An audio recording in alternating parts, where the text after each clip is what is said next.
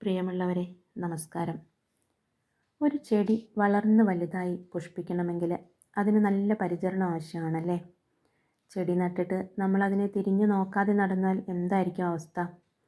പ്രകൃതിയുടെ കനിവ് കൊണ്ട് അത് മുളച്ച് പൊങ്ങുമായിരിക്കും. പക്ഷേ വളരെ ശുഷ്കിച്ച് ആവശ്യത്തിന് വെള്ളവും വളവും ഒന്നും ലഭിക്കാതെ കീടങ്ങളുടെ ആക്രമണമേറ്റും ആരാലും ആകർഷിക്കപ്പെടാത്ത ഒരവസ്ഥയിലായിരിക്കും ആ ചെടി ഉണ്ടാവുക.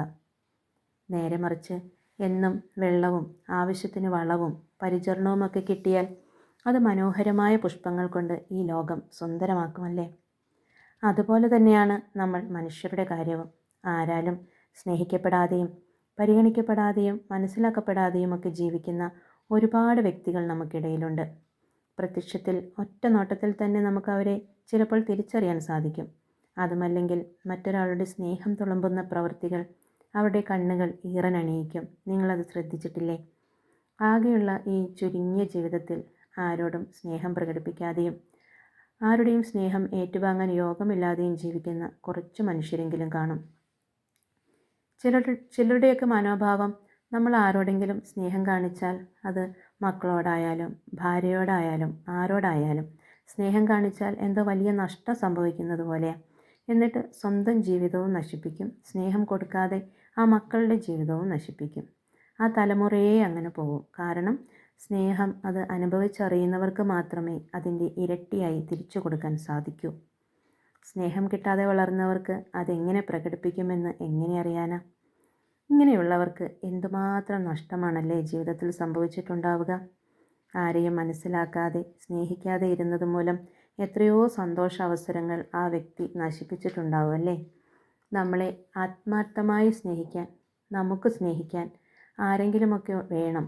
എന്നാലേ നമ്മുടെ മുഖമൊന്ന് വാടുമ്പോൾ, കാലൊന്നിടറുമ്പോൾ ഓടിയെത്താൻ, എന്തു പറ്റി എന്ന് ചോദിക്കാൻ, ഞാനുണ്ട് കൂടെ എന്ന് പറയാൻ, ഒരു തണലാവാൻ എല്ലാവരും ആഗ്രഹിക്കുന്നതും നടപ്പിൽ വരുത്താൻ ശ്രമിക്കുന്നതും ഇതുതന്നെയല്ലേ? നമ്മുടെ സ്നേഹം നമ്മുടെ ഉള്ളിൽ തന്നെ മൂടിക്കെട്ടി വെച്ചിട്ട് നമുക്ക് എന്ത് നേടാനല്ലേ? നമ്മൾ മറ്റുള്ളവരെ സ്നേഹിക്കുന്നുണ്ടെന്ന് നമ്മുടെ വാക്കിലൂടെയും പ്രവൃത്തിയിലൂടെയുമാണ് അറിയുക. അല്ലാതെ അത് മനസ്സിലാക്കാൻ മറ്റ് മാർഗങ്ങളൊന്നുമില്ല. ഈ മനോഹരമായ ലോകത്ത് എല്ലാവരും പരസ്പരം സ്നേഹിച്ചും മനസ്സിലാക്കിയും ജീവിച്ചാൽ എന്ത് രസമായിരിക്കുമല്ലേ?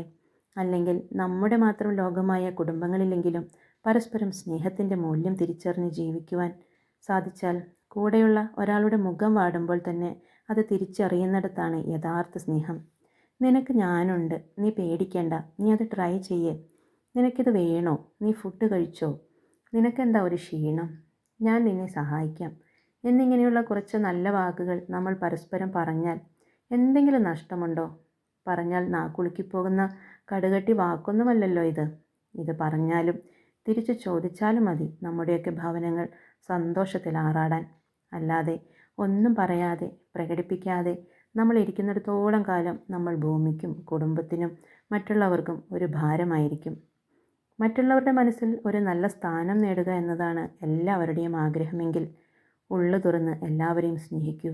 സ്നേഹമുള്ളിടത്തേ സ്ഥാനമുള്ളൂ.